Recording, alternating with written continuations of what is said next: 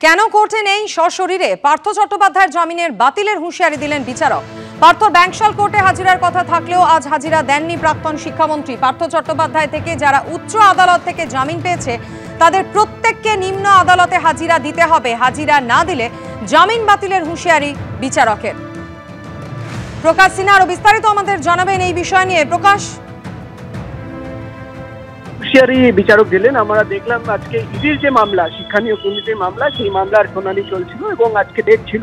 তুমি জানো সুপ্রিম কোর্টের নির্দেশে প্রাক্তন শিক্ষামন্ত্রী পার্থ চট্টোপাধ্যায় তিনি কিন্তু জামিন পেয়েছেন, তিনি বাড়িতে আছেন এবং আজকে যখন এই শুনানি শুরু হয় তখন যেহেতু দেখা যায় যে কোর্টরুমের মধ্যে পার্থ চট্টোপাধ্যায়, শান্তনু বন্দ্যোপাধ্যায় এবং আরো কয়েকজন যারা অভিযুক্ত, যাদের বিরুদ্ধে চার্জশিট জমা পড়েছে, তারা ছিলেন না।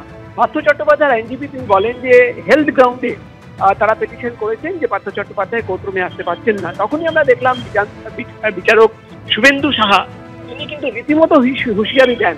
তিনি বলেন যে উচ্চ আদালত থেকে যারা জামিন পেয়েছেন তাদের প্রত্যেককেই বা প্রত্যেকের আইনজীবীকে আমি বলে দিচ্ছি যে প্রত্যেককে গিয়ে বলে দেবেন যে প্রত্যেকটা ডেটে, অর্থাৎ যেদিন শুনানি হবে, প্রত্যেককে কোর্টে হাজিরা দিতে হবে এবং কোর্টে যদি হাজিরা না দেন তাহলে কিন্তু এই কোর্টের কিন্তু প্রপার রাইট আছে যে এই কোর্ট কিন্তু জামিন বাতিল করে দেবে, অর্থাৎ জামিন ক্যান্সেল করে দেওয়ার হুঁশিয়ারি বিচারকের।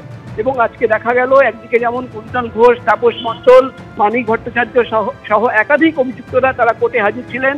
আজকে কিন্তু পার্থ চট্টোপাধ্যায় হাজির হওয়ার কথা ছিল কোর্টরুমে, কিন্তু শুনানি চলাকালীন দেখা যায় যে প্রাক্তন শিক্ষামন্ত্রী পার্থ চট্টোপাধ্যায় আসেননি এবং তার আইনজীবীর তরফে হেলথ গ্রাউন্ডে একটা আবেদন জানানো হয় যে তিনি আসতে পারছেন না। তারপরেই কিন্তু আমরা দেখলাম বিচারক শুভেন্দু সাহা জামিন খারিজ করে দেওয়ার হুঁশিয়ারি দেন এবং তিনি বলেন যে নিজের ক্লায়েন্টকে গিয়ে বলে দেবেন যে প্রত্যেক শুনানির দিনে কিন্তু কোর্টরুমে হাজিরা দিতে হবে এবং যদি হাজিরা না দেন তাহলে এই কোর্টের কাছে প্রপার অধিকার আছে যে জামিন বাতিল করে দেওয়া হবে। এবং আমরা দেখলাম তারপরেই কিন্তু শুনানি হয়। পরবর্তী শুনানি জানুয়ারি মাসের 6 তারিখে হবে এবং সেদিন দেখার বিষয় হবে যে পার্থ চট্টোপাধ্যায় বা শান্তনু বন্দ্যোপাধ্যায় যারা আজকে কোর্টরুমে হাজির ছিলেন না সেদিন তারা আসেন কিনা। কিন্তু আজকে যখন শুনানি শুরু হয় বা তার আগে থেকেই কিন্তু একটা কোর্টরুমের ভেতরে প্রত্যেকেই আসতে শুরু করেন। আশা ছিল চন্দ্রনাথ সিনহা, মন্ত্রী চন্দ্রনাথ সিনহা, তিনি নিজেও কিন্তু কোর্টরুমের ভেতরে হাজির ছিলেন যেহেতু তার নামে চার্জশিট জমা পড়েছে। কিন্তু প্রাক্তন শিক্ষামন্ত্রী পার্থ চট্টোপাধ্যায় যেহেতু কোর্টরুমে ছিলেন না, আজকে তিনি হাজিরা দেননি, তার আইনজীবীকে কিন্তু রীতিমতো হুঁশিয়ারি দেন বিচারক। তিনি বলেন যে আমি কারোর নাম, স্পেসিফিক নাম নিচ্ছি না, আমি কিন্তু প্রত্যেককে বলছি যারা কিন্তু শুনানির দিন কোর্টরুমে হাজির হবেন না তাদের উদ্দেশ্যে বলছি, যারা উচ্চ আদালত থেকে জামিন পেয়ে ভাবছেন যে তারা বাড়িতে থাকবেন, এই আদালতের কিন্তু অধিকার আছে তাদের জামিন কিন্তু খারিজ করে দেওয়ার এবং আগামী দিনে তারা যদি কোর্টে না আসেন বিনা কোনো কারণে তাহলে কিন্তু তাদের জামিন খারিজ করে দেওয়ার অধিকার এই কোর্টরুমে আছে। এবং তারপরেই কিন্তু শুনানি হয় এবং একাধিক আবেদন জমা পড়ে এবং সেই প্রত্যেকের আবেদনের যে শুনানি তার মধ্যে অর্পিতা মুখোপাধ্যায়ের তরফে আবেদন করা হয় যে তার 3টে ব্যাংক অ্যাকাউন্ট যেটা ইডি ফ্রিজ করে রেখেছে সেই ব্যাংক অ্যাকাউন্টের খুলে দেওয়া হোক। একাধিক যে আবেদন জমা পড়েছে সেটা কিন্তু তার শুনানি আগামী 6 জানুয়ারি হবে এই কোর্টরুমে। ধন্যবাদ প্রকাশ। অন্যদিকে কোচবিহারের দিনহাটায় আক্রান্ত হয়েছে বিজেপির মণ্ডল সভাপতির বাড়িতে হামলা হয়েছে, বিজেপি নেতার বাড়িতে দুষ্কৃতী হামলা হয়েছে এমনটাই অভিযোগ। বিজেপির মণ্ডল সভাপতি বিদ্যুৎ মজুমদারের বাড়িতে ভাঙচুর করা হয়েছে বলে অভিযোগ। ভাঙচুরের অভিযোগ তৃণমূল কংগ্রেসের বিরুদ্ধে। কোচবিহারের দিনহাটায় আক্রান্ত হয়েছেন বিজেপির মণ্ডল সভাপতি, তার বাড়িতে দুষ্কৃতী হামলা হয়েছে এমনটাই অভিযোগ। তার বাড়ি ভাঙচুর করা হয়েছে বলে অভিযোগ। তার অভিযোগের তীর তৃণমূলের দিকে।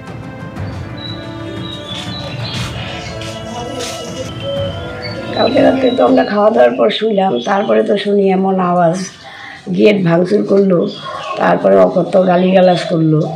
তারপরে আমার ছেলে তো বাড়িতেই ছিল না, ও কর্মসূত্রে বাইরে থাকে, ও তো বিজেপি করে, তৃণমূলের লোকেরাই করছে ভাঙচুর।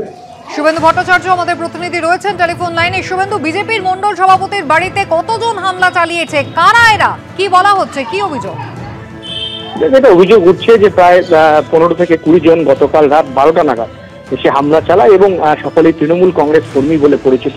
এমনটাই কিন্তু বিজেপির তরফ থেকে অভিযোগ করা হয়েছে। এবং বিজেপির যেটা আরো অভিযোগ যে গতকাল দিনহাটাতে বিজেপির জেলা সম্পাদক অজয় রায়ের বাড়িতে একটি বৈঠক ছিল, সেই বৈঠকে কেন্দ্রীয় নেতৃত্ব উপস্থিত ছিল এবং সেই বৈঠকে তিনি অংশগ্রহণ করেছিলেন, মণ্ডল সভাপতি অংশগ্রহণ করেছিলেন এবং তারপরেই কিন্তু এই জন্যই তার উপরে হামলা হয়, তার বাড়িতে ভাঙচুর করা হয়।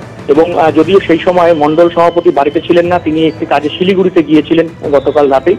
এবং এই ঘটনার পরে কিন্তু পুরোপুরি অভিযোগ তৃণমূলের দিকে অভিযোগ তুলেছে, যদিও তৃণমূল অভিযোগ অস্বীকার করেছে। তাদের দাবি বিজেপি এই যে এসআইআর এর চাপে পায়ের নিচে মাটি পাচ্ছে না, যার কারণে খবরে ভেসে থাকতে তারা নিজেরা এই ঘটনা ঘটিয়ে তৃণমূল কংগ্রেসের নাম দিচ্ছে প্রচার র্যালে আসার জন্য, এমনটাই কিন্তু তৃণমূলের পক্ষ থেকে দাবি করা হয়েছে। তবে এই ঘটনাকে কেন্দ্র করে ইতিমধ্যেই কিন্তু চাঞ্চল্য ছড়িয়েছে দিনহাটা শহর জুড়ে। শুভেন্দু, ধন্যবাদ।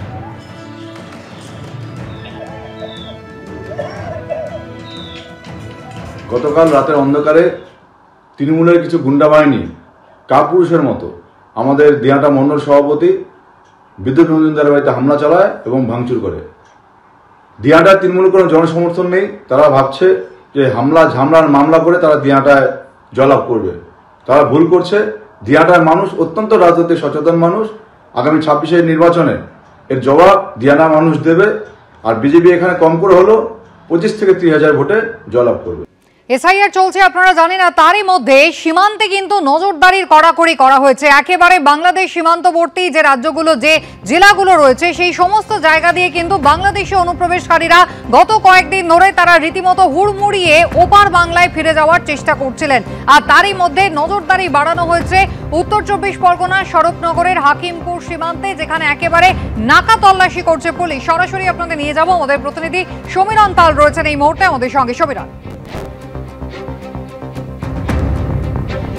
কুসুমিদা, স্বরূপনগর হাকিমপুর রোড, যেখানে স্বরূপনগর থানার পুলিশের পক্ষ থেকে নাকা চেকিং চলছে। সমস্ত গাড়ি যেগুলো হাকিমপুর অভিমুখে যাচ্ছে, সেখানে যাত্রীদেরকে জিজ্ঞাসা করছে তারা কোথায় যাচ্ছেন।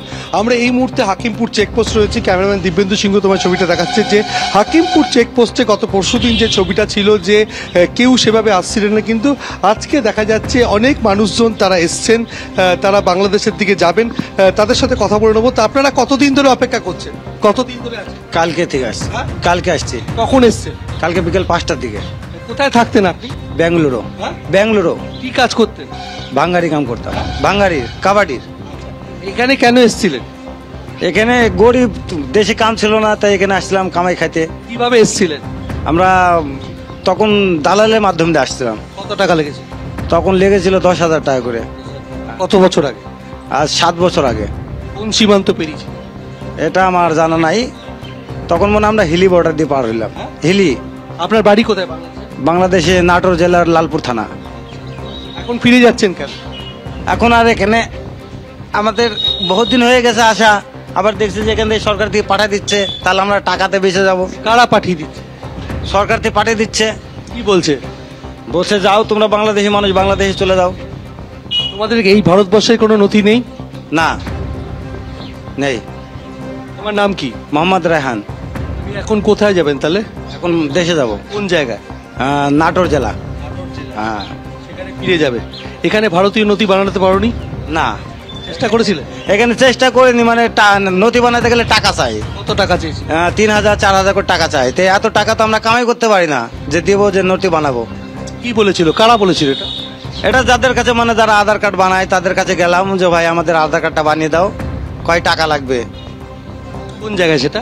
সেটা তো আমরা মনে কর বেঙ্গালুরু। হ্যাঁ। এখন ফিরে যাচ্ছ, কারা চলে যেতে বলছে তোমাদের? কেউ যাতে বলছে না। এখন দেখছি যে শুনলাম যে দিক দিয়ে পার করে দিচ্ছে, এমনি টাকা পয়সা লাগবে না, তার লাগে চলে আসলাম। আপনার নাম কি? আরিফা। ইনার স্ত্রী। কত বছর আগে এসেছিলেন? আমি বাংলাদেশ থেকে আসিনি, আমি তো আর কি এখানেই বড় হয়েছি, এখানেই আমার বিয়ে শাদী ইনার সাথে হয়েছে। বাংলাদেশ যাননি কখনো? হ্যাঁ, গেছি, 2 বার গেছি, আর এই এখন যাচ্ছি। তাহলে এখন চলে যাচ্ছেন কেন? এখন ভালো লাগছে, নিজের দেশের মতন শান্তি তো হয় না। আপনার এদেশে ভোটার কার্ড আছে? না। কেন নেই? কেন বানাইনি, আমরা ওসব জানতাম না। আধার কার্ড বা কোনো নথি, রেশন কার্ড এসব কিচ্ছু নেই। ভোট দিয়েছেন এখানে কখনো? না, এখানে কিছু দিইনি আমরা। তাহলে চলে যাবেন কেন? আমাদের নিজের এই জন্য চলে যাব। যে দেশে চলে যাবে? হ্যাঁ। কারা চলে যেতে বলছে? কারা কেউ বলেনি আমাদের। অর্থাৎ এদের কাছে কোনো ভারতীয় নথি নেই এবং তারা প্রত্যেকেই বাংলাদেশে চলে যাচ্ছেন। এদের প্রত্যেকের বাড়ি হচ্ছে নাটোর জেলায়। এবিপি আনন্দ, এগিয়ে থাকে, এগিয়ে রাখে।